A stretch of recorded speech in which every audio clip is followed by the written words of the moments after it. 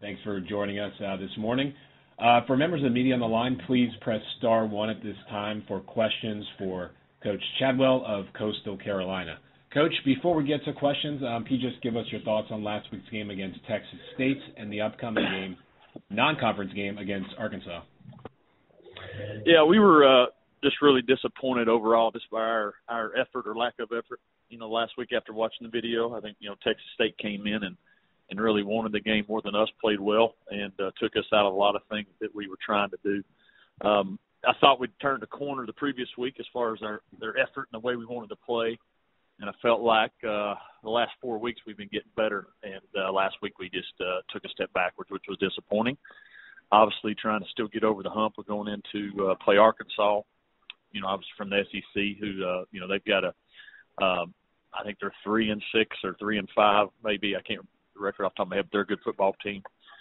Will be a huge challenge for us. First time that we played since 2013 in front of a stadium that size and that type of team. So a big challenge for us and one that we're looking forward to going down there and competing against. Thanks, Coach. We'll go to questions now from Bob Holtz with the Arkansas Democrat-Gazette. Hey, Coach, how you doing? Hey, Bob. I'm well, thank you. Yeah, I know you were used to winning a lot at Charleston Southern, and the guys in this program were used to winning a lot previously, and you're 1-7 now. How have you guys? What's the season been like, and has it been tougher than you expected? Well, I don't think it's been tougher than expected. As coaches, we knew that this was a big jump. We knew that there was going to be a challenge just making it, and with the team we had coming back.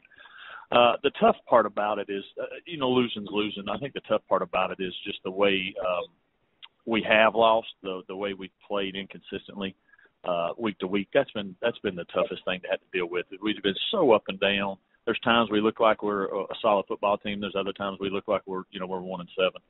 And I think just trying to get our young people to buy into the things that we're trying to establish and the foundation we're doing, that's been the biggest challenge and the toughest part of the transition. For a guy like yourself, that I think you were 35-14 or something at your previous school, and these guys were, I think the last 5 years they were 51-15 or something. So what's the mindset right now when you're used to success and you're not having it? Well, it's been up and down. We've had, for the most part, even though we've had the record we have, we've had a pretty good attitude as far as coming to work every day and trying to get better. I think that the biggest part is when you've had that much success and then now we're hitting some adversity, maybe the first time ever for this team. You mentioned 51-15. There's not a lot of adversity there, and so we've hit some adversity and we've just not responded to it the right way. And part of that is having the right attitude, the right mindset. And we've gotten better with that. We're understanding that this is a process. But as coaches, it takes step by step. And I think as a team, when you've had a lot of success, sometimes you feel like those steps come automatic or you could skip some steps. And we're learning that right now. So our mindset has been a challenge as far as being consistent with it week to week. When you're trying to turn things around and into losing streak, how tough is it to come into it? You have to try to do it in SEC, the stadium. Kind of what's your approach to this game? Well, every game we approach, we're going to try to win. We obviously know this is a huge challenge, taking this big of a jump, playing somebody in the SEC. So we're going to come in there and compete to win. More importantly, though, I think we got to come in and try to do things that we're capable of doing, and try to not turn the football over. Try to make sure that we're putting ourselves in the best position to win and play a clean, efficient game. We've not done. Last week was probably the ugliest game we played on all sides on all three phases. We've been getting better each week, and last week we just went backwards. And more so, we need to improve in those areas. And it might not show up on the scoreboard in the game if we can't win the football game, but if we've improved, then we've made steps. And that's what we're looking for. We want to go win the game. We're going to try to do everything we can, but more so, we need to improve in the areas that we've got to get better at, and that's what we're going to judge ourselves on. When you got hired in January, did you have any inkling you'd be the interim head coach? I know that all came down in July, but did you have any inkling when you got hired this was going to happen? Or? No, sir. None at all. And what's happened like for you? It's been, there's been a lot of positives with it. It's been a challenge just because I came in as the offensive coordinator, so I was just on offense, talking with those guys really all spring. defense is like, oh, no big deal. And then when you get thrust in front of the whole team there basically the day before the season starts, and you've not really had a chance to really develop a lot of relationships with those guys on the defensive side of the ball, that's been the toughest challenge because it's such a different voice. It's somebody that came from a rival that they didn't know that much about anyway. So just trying to build that bridge of communication and try to build a relationship in a short amount of time, never recruiting those kids, never really spending tons of time with them. That's been the biggest challenge of it. Not necessarily making decisions on game day and other things, but just that relationship building and your whole, a teams are based off relationships. Any relationship, you need to have trust, and just those guys trusting me, that's been the biggest challenge. We'll go to questions now from Tom Murphy. Hey, Coach, in a nutshell, maybe what's kind of your style of offense and philosophy there, and then, defensive sets, what are y'all wanting to do? Well, we're trying offensively, we try to do a spread option. I'd classify it as that. We're not doing a lot of that right now, throwing the ball more than probably we'd like to. But we're a spread option, try to put your defense in some positions where we can take advantage of it numbers-wise. Defensively, we base out of a 4-3 is what we base out of. We play quite a bit of man-to-man coverage and try to bring some different blitzes out of a 4-down deal. That's what we try to do. All right. And when you've looked at Arkansas on tape so far, what general observations have you made?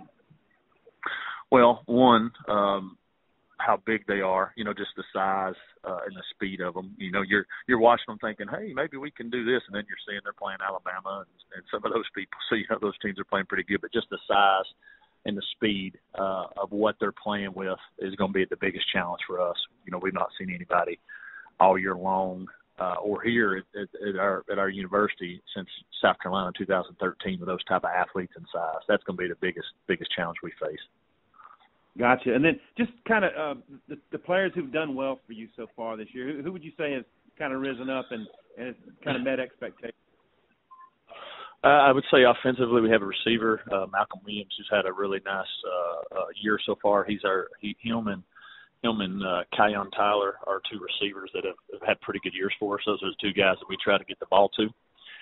Defensively, we have a linebacker, Shane Johnson, and a defensive end, Marcus Williamson, that are two main guys over there that try to make plays for us that we look to make plays when things aren't going well.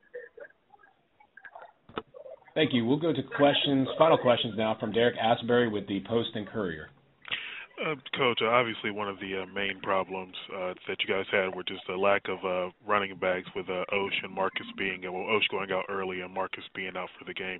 Do you have a status on both of them, and do you know if they'll be ready to go on Saturday? They're still questionable right now for that, Derek. Marcus, we hope to get him back. He obviously had to miss the game. He's got still some rehab and some things he needs to do to try to get back. Oshamar is going to try to play through his. He got hit in the ribs there and had some injuries to his ribs. We feel hopefully that will heal up, and he'll be a game-time decision. But we right now our plan is both of those guys will play.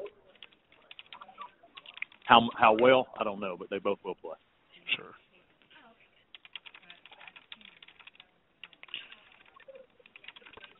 And Derek, if you have a follow-up question, you can go along with that. If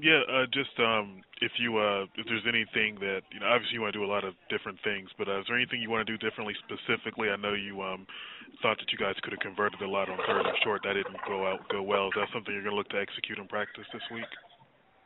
Yeah, we have to. I mean, that I think was a big difference in the game, Derek, is we had early in the first half, we had 3 out of our 4. We had, I think, 5 third downs in the first half. 3 of them were third and short we couldn't convert. And so, obviously, just trying to be able to run the ball in situations like that is a big deal. And so that's a big emphasis for us. And then defensively, we did a bad job on third down as well. I think they had 13 first down conversions. And so that's been our Achilles heel all year long, and just continue to try to get better at that and try to find a way to get them off the field on third down so they can't sustain drives. Well, those are all the questions this morning, Coach. Thank you very much for your time.